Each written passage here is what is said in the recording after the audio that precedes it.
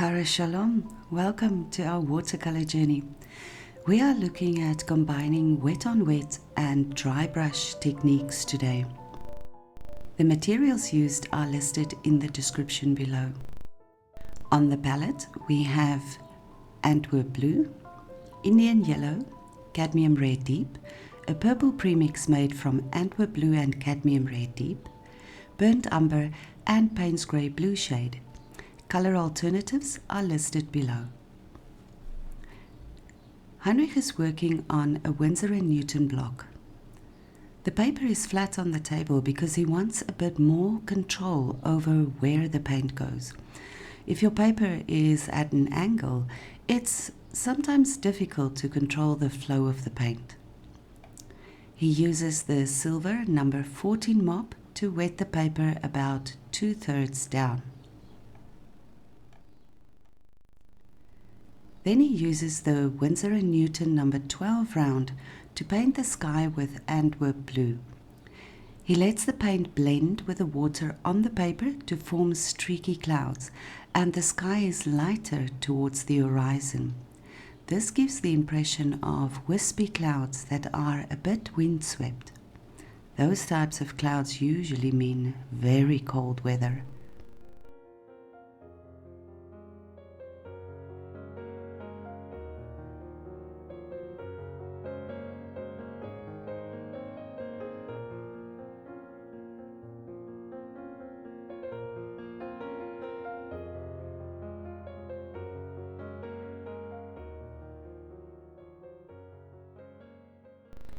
He moves on to the purple premix for the distant mountains. He uses the tip of the brush to add the mountain range just above the horizon line. The sky area is still wet, so the paint will disperse a bit and give a hazy look to the mountains.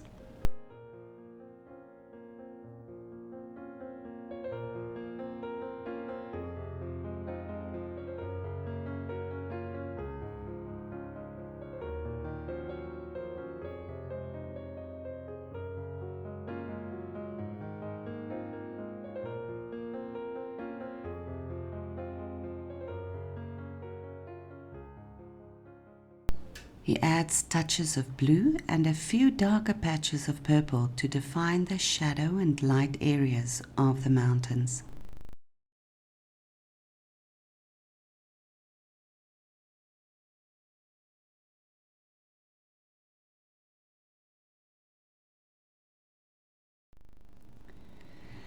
Even though the purple is a fairly warm color, the addition of the blue makes it cooler, so it recedes into the background.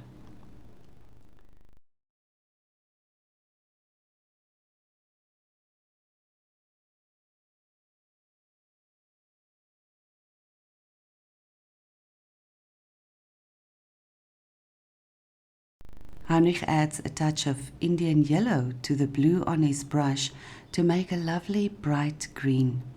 He uses this to start with a base layer of the foreground. He wets the brush and spreads the paint to make a few softer edges.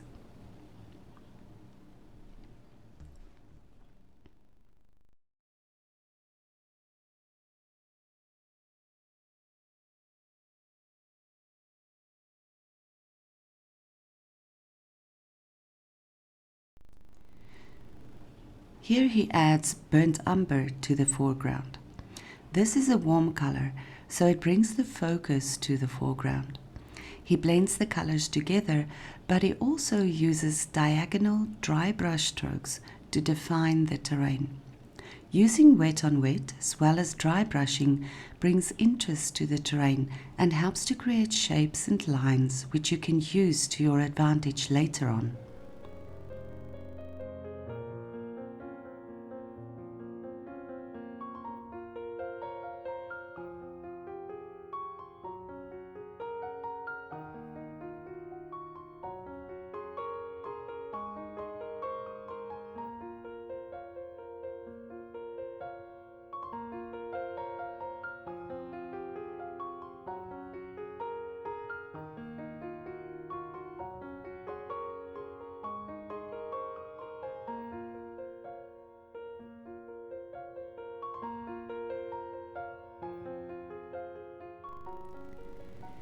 He mixes a cooler green by adding more blue and uses Winsor & Newton Professional number 0 round to add a tree line at the horizon.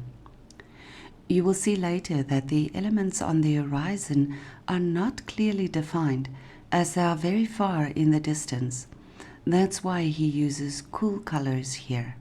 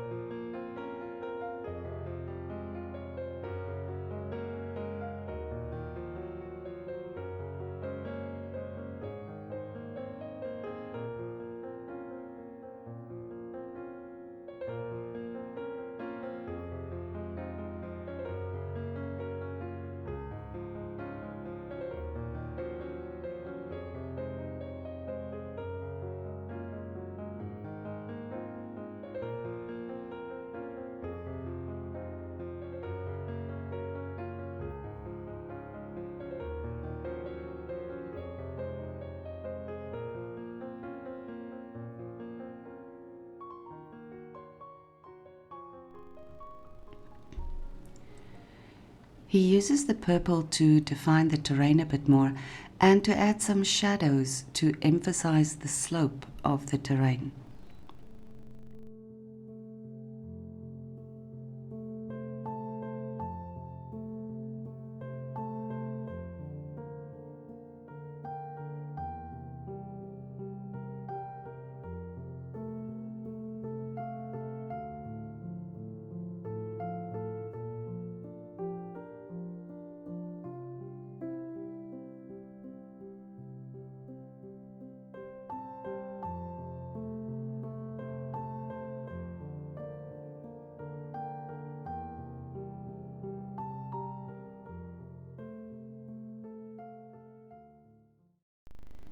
He adds dabs of yellow to brighten up some areas and to bring a bit of warmth into the foreground.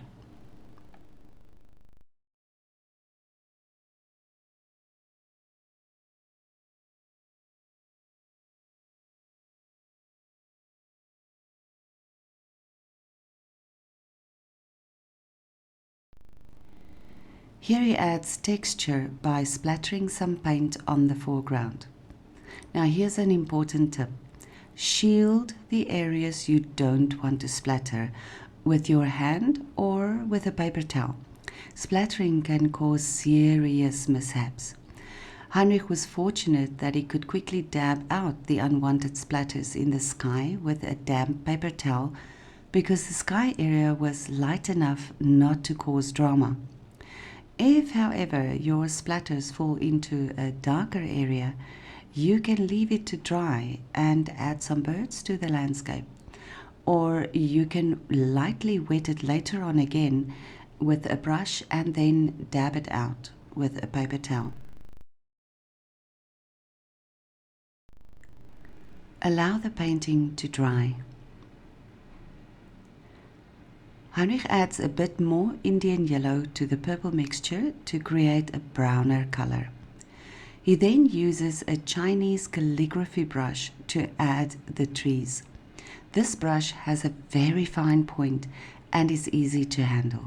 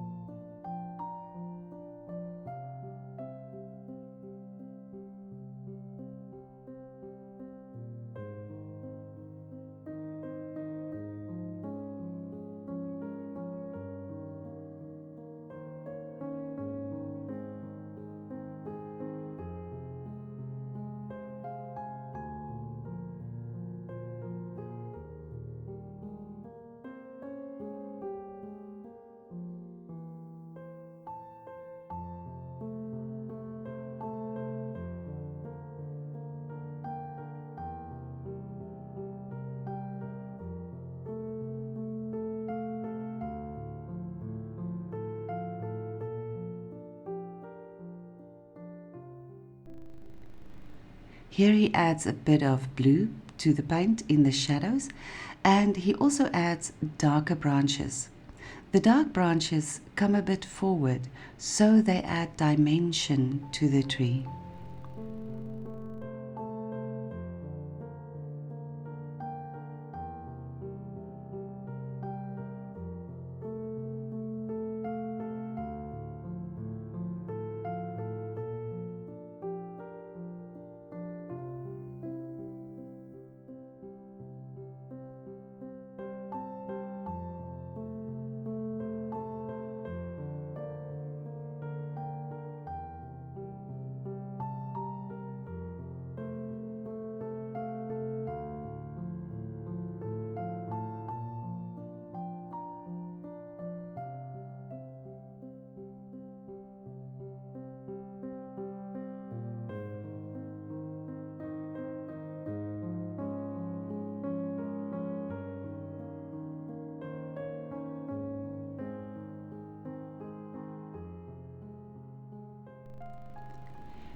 He adds a tiny house on the left to add a bit of interest to the horizon line.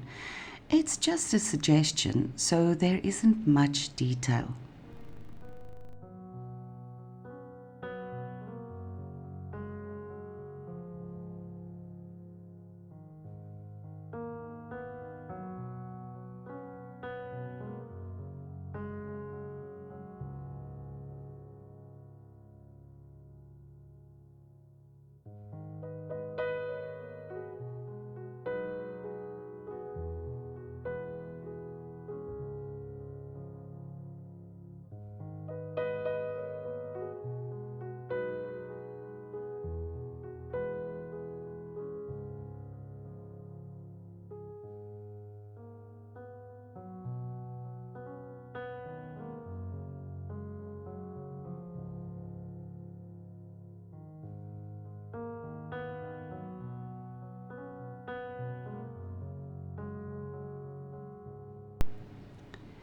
He dabs out some of the color so that the house isn't too prominent.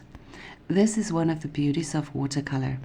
If you work quick enough, you can still fix some errors by dabbing it out or adding a bit of water.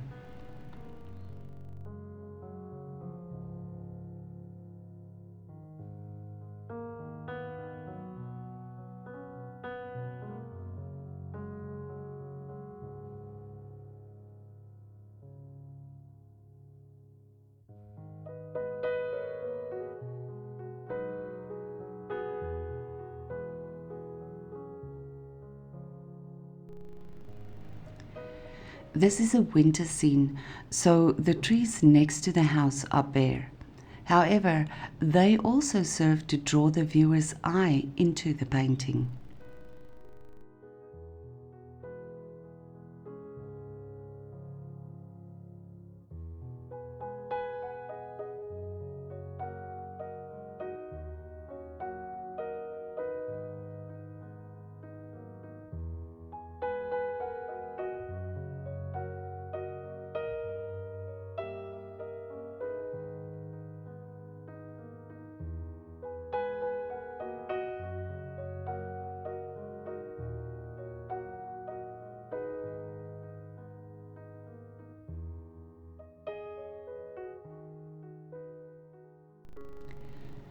Heinrich mixes some cadmium red with the Indian yellow to create a lovely orange. He uses this and the side of the brush to add some winter foliage to the tree in the front. He uses some of the other colors on the palette to paint in the shadow side of the tree.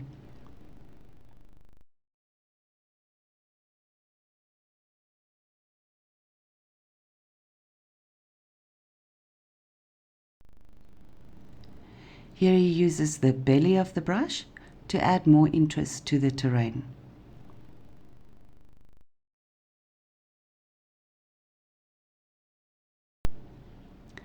He adds a path with dry brushing and builds out the shadows and grasses in the foreground and under the tree.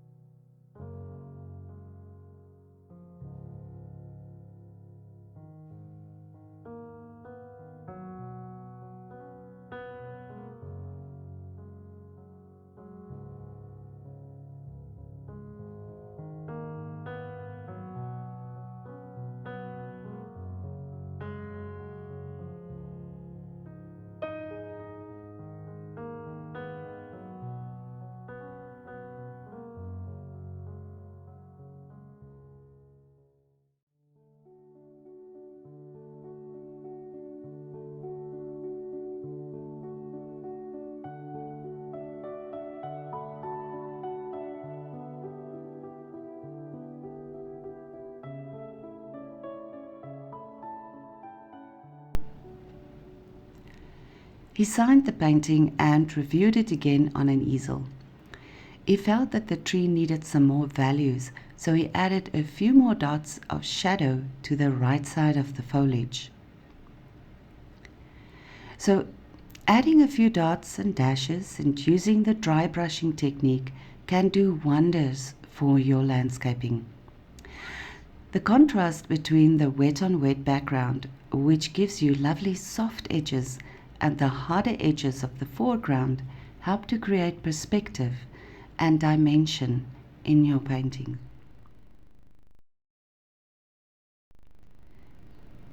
Your support is very valuable to us, so would you please be so kind and press like and comment on this video.